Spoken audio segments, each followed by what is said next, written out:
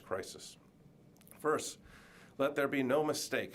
Protecting our people remains our top priority. Our primary source of gaining competitive advantage and lethality is our people.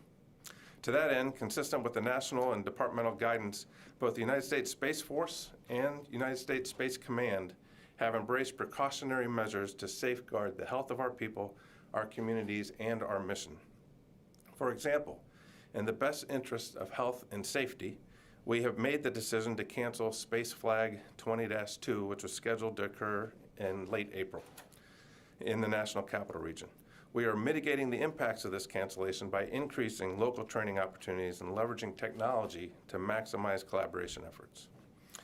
For the numbers, as of today, there are 3 of the 16,000 airmen that are assigned to the Space Force that are COVID positive, and currently there are no COVID positive cases in U.S. Space Command. In line with the Secretary's guidance, all of the Air Force installations that house our space units are at Health Protection Condition Charlie. I remain in lockstep with Secretary Barrett and General Goldfein to ensure our people who need care get the care that they need. We're employing protective measures, including hand washing, proactive medical screening, social distancing, teleworking, and teleconferencing. Second, the men and women in U.S. Space Command and the U.S. Space Force are executing our 24/7, no-fail missions to protect and defend our nation's space interests as directed in the National Defense Strategy. Whether it's operating in an increasingly competitive, congested, or contested space domain hundreds to thousands of miles above us, or continuing to provide space-enabling capabilities to the Joint and Allied Force mission partners and commercial sector, we are safely and effectively conducting our missions. In fact, just yesterday afternoon, we launched the nation's 6th advanced extremely high-frequency communication satellite. There are countless other examples, but I use the launch of a communication satellite to underscore the important role that space plays in support of our national defense, especially in times where communication and information is critical. There is nothing we do as a joint force that isn't enabled by space. The response to this crisis is no exception. The United States Space Force and the United States Space Command are working tirelessly to support the whole-of-government approach to COVID-19.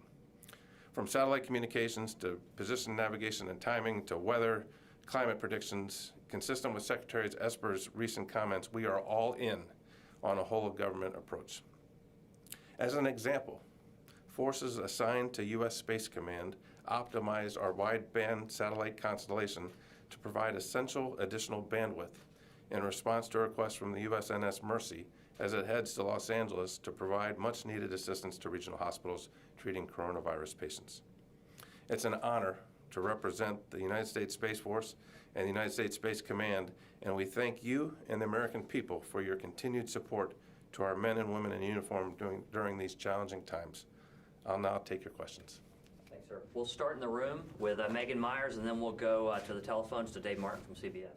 So to date, how many of those 16,000 airmen who are assigned to the Space Force, how many of them have transferred to actually be Space Force members, not Air Force members anymore? And is the outbreak kind of slowing down some of those personnel moves? Today, there's one person in the United States Space Force, and that's me.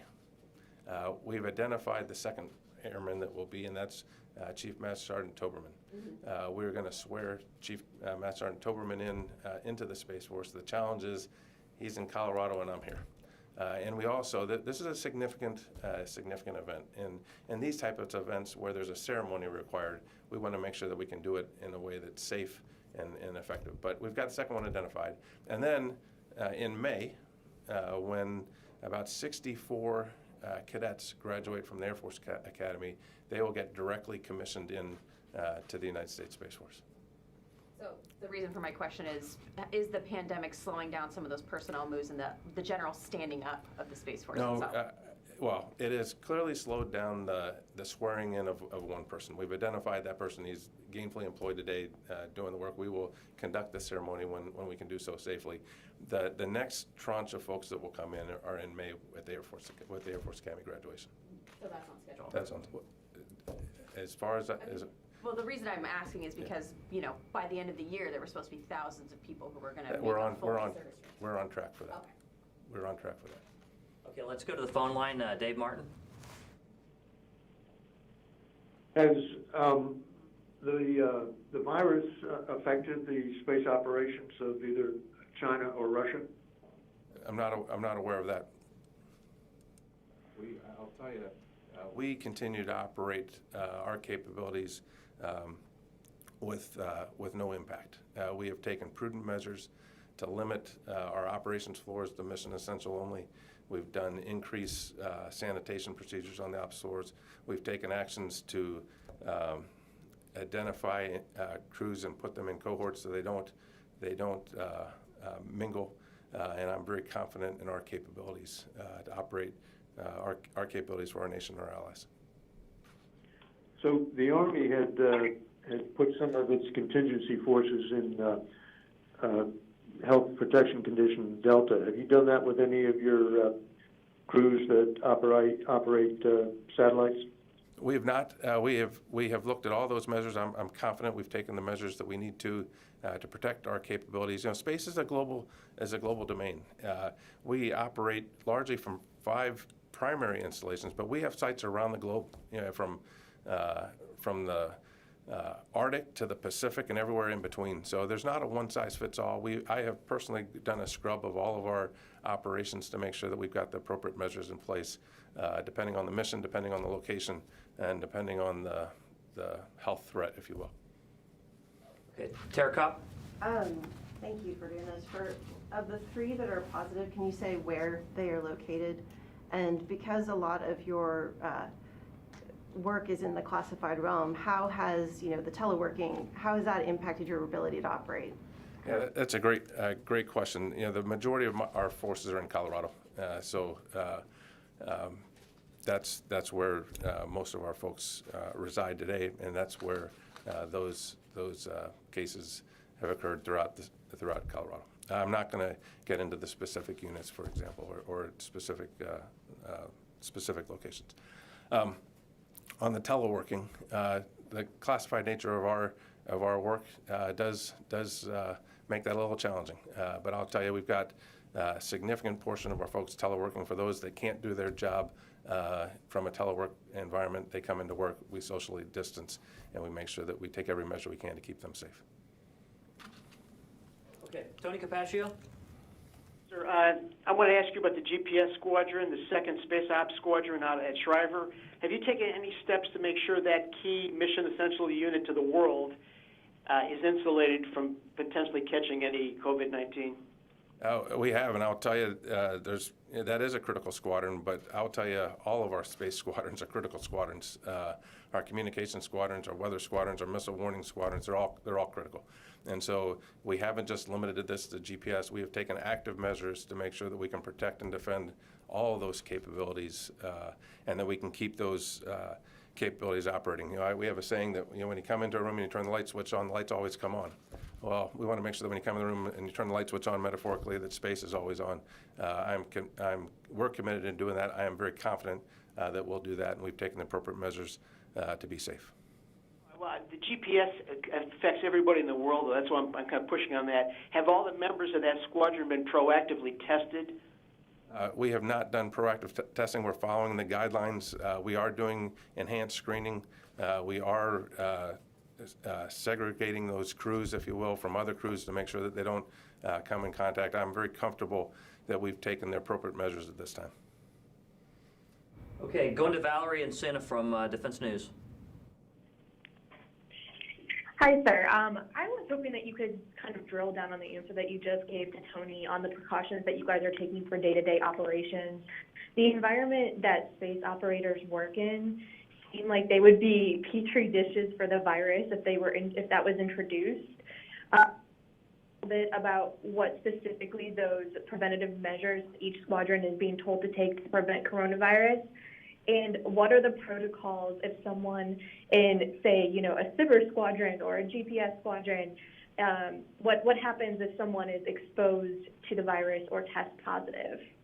Yeah, so, I think it's important to know that we have a very diverse mission set, and our crews vary in size from 2 to dozens, and they vary in size or in location from Thule, Greenland, if you will, to Colorado Springs.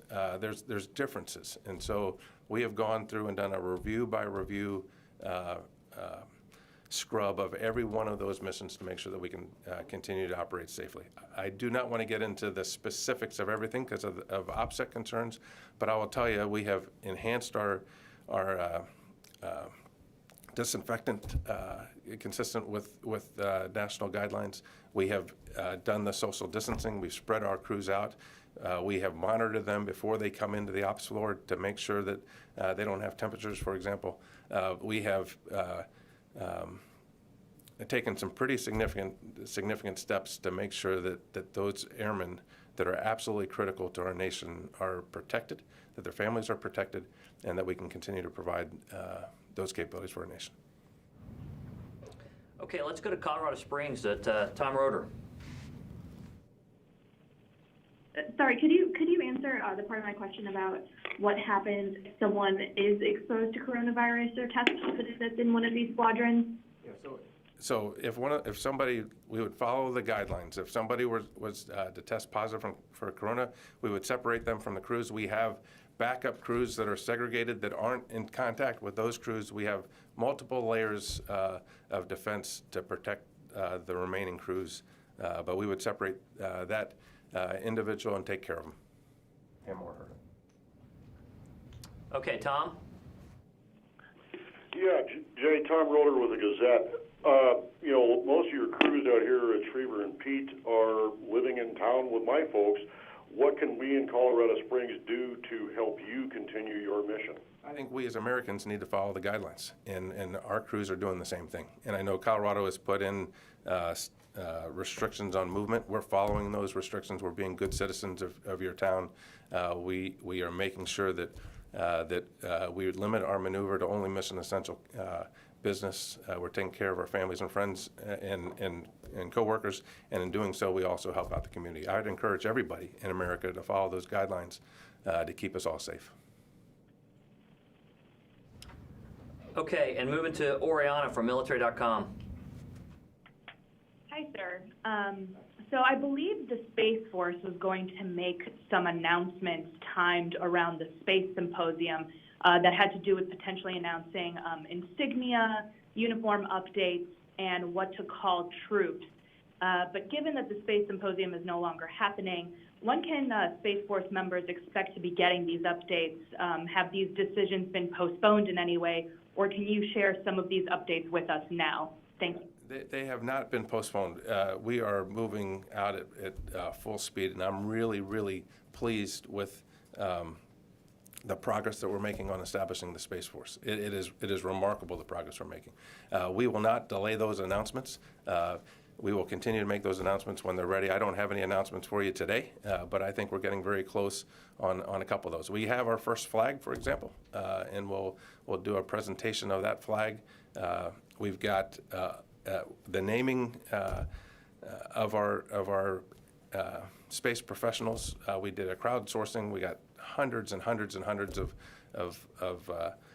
responses to that. I think over 700 and something responses to that. We're narrowing down that list, and I think you'll be hearing an announcement on that in a very near future.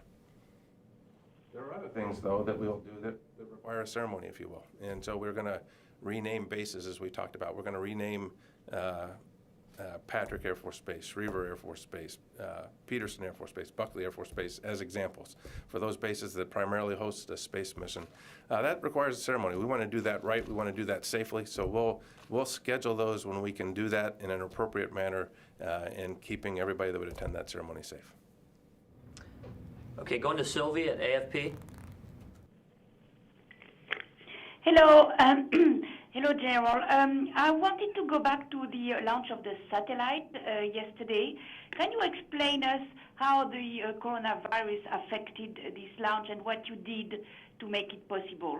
I'm very proud of the launch team, the collective launch team that made that launch happen. That launch was a nationally critical launch.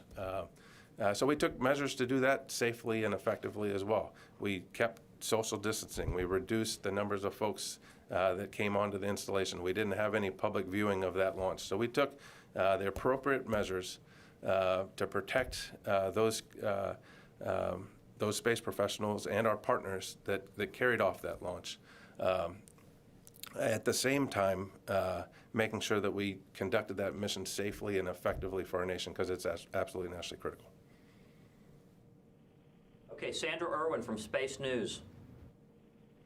I would also say on the Hi, General Raymond. I just have a question about the U.S. Space Command, the part of Space Command that provides space services to forces deployed and allies and now whole of government. Are you having to prioritize who gets what service at this point because of your limitations with social distancing and teleworking? Is there some sort of priority set for services? Are you having to tell some people, no, you have to wait maybe to get certain services? Thanks. Thank you. Thanks, Sandra. I appreciate the question. No, we're able to provide, our number one priority is to provide our joint warfighting partners and coalition partners the space capabilities that they rely on. There's nothing, as I mentioned in my opening comments, there's nothing we do in space or as a joint force that isn't enabled by space. We're committed to providing those capabilities, and we're continuing to do so without interruption. Okay, moving to Jeff Shogel from Task and Purpose. Well, thank you, General. Thanks for doing this. You had mentioned that Space Force is shortly going to be renaming some bases. Is Area 51 going to be renamed, and will the media be allowed to attend the ceremony? Thank you. Area 51 is not on the list to be renamed. I'd have to defer that to the Air Force. Okay, thank you, Jeff. Lee Hudson from Aviation Week. Hi, General. Thanks for doing this. Thank you. So since a lot of these different ceremonies are postponed because of COVID-19, could you talk about who have completed now that space is established for 100 days? Thank you. I'm sorry, your question, it came in broken. Could you ask me the question one more time, please? Somebody's got a hot mic. Mute your phone. Cover your mouth and phone. Thanks. Can you hear me? I can hear you now. Please go ahead. So since so many of these different ceremonies have been postponed because of the virus, can you talk about things that you all have been able to accomplish now that the Space Force has been stood up for over 100 days? Yeah, we're coming up, as you mentioned, at the 100-day birthday, if you will, of the Space Force. And I'll tell you, I could not be more proud of the work that's gone on. If you look at kind of 5 lines of effort organization-wise, we have finalized the organization of Space Force and delivered that report to Congress.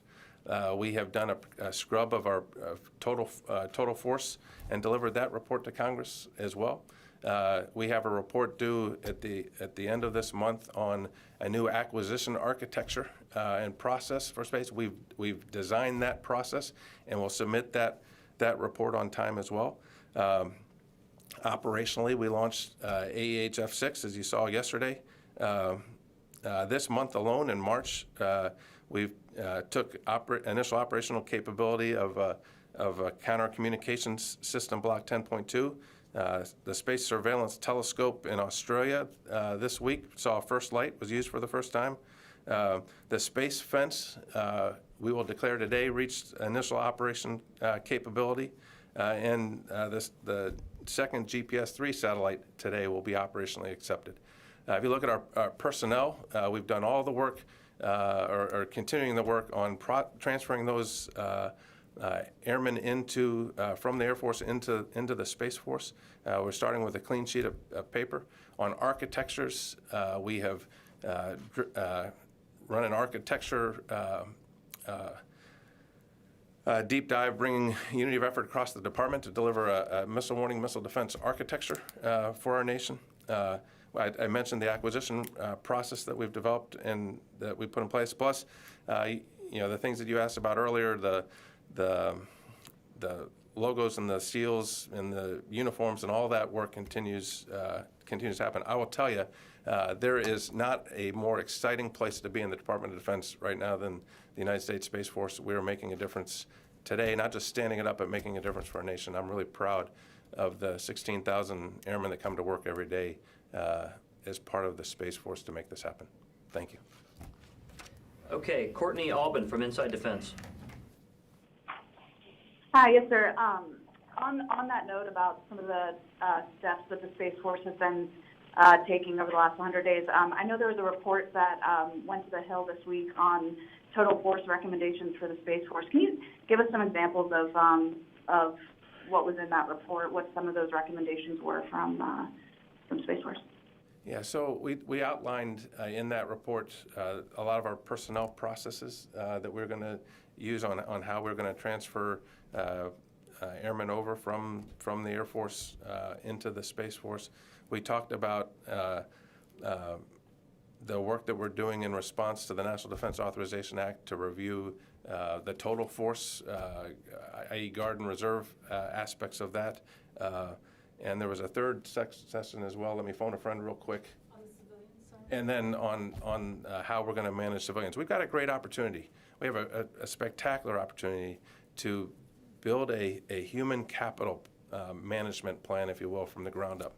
And what I have told our team is that we want to be very bold. We want to not be tied to the past and do things innovatively. And that's the work that we outlined at a certain level in that report, and there's clearly more work to do in the months ahead. Does the report recommend a Space Guard? The report says we're conducting the study. That study is ongoing now as directed by the National Defense Authorization Act, and then we'll report back once that study's done. Okay, we're going to try to knock out 3 more questions, which will take everybody. I think all the questions we have on the line. We're going to go to Jack from Foreign Policy.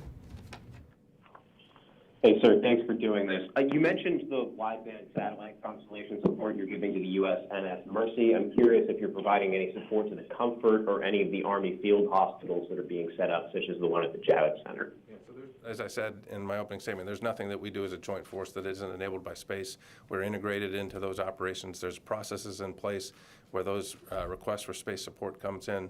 We optimize the constellation or the payloads to be able to provide that support. And we're doing that for every request that we may get. Over. Okay, Mr. Kim from the Korean Service. Thank you, sir, for doing this. So you mentioned about also balancing the readiness. With that, I have a question on North Korea. North Korea is also known for a space jamming capability country, and what is the role, what do you see trends on North Korea at this moment? And as North Korea has fired 3 consecutive short-range missiles, and U.S.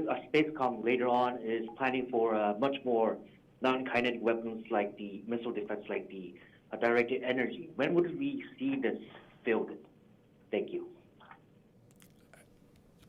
I'm sorry, can I get you to repeat the question one more time? I was having trouble hearing you.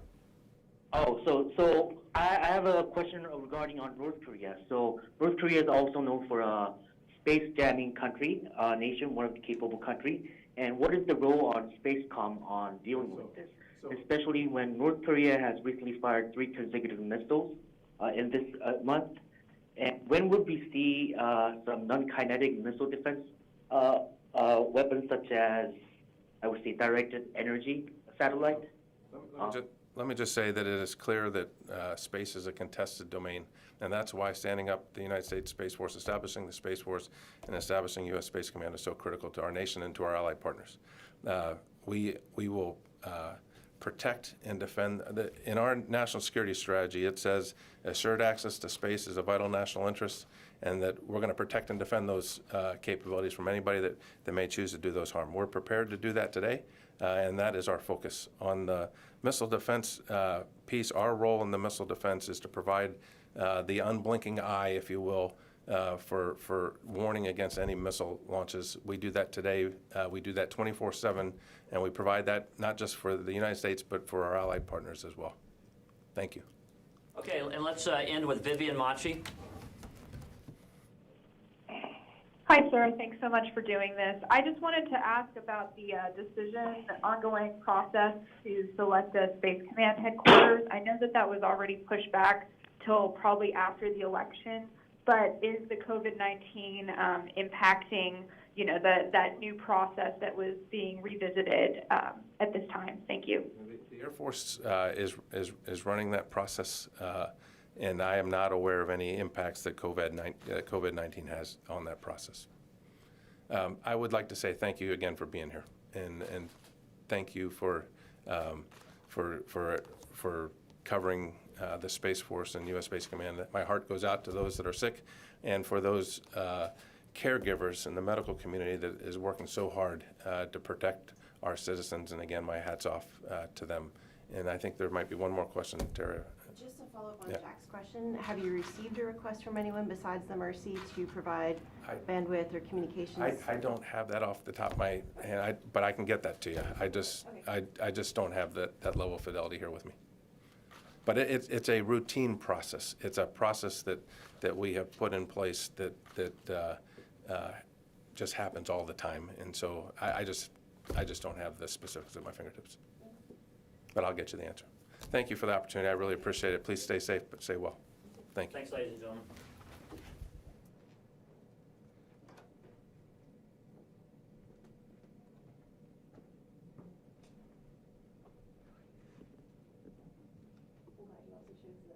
I was like, maybe one of the last days.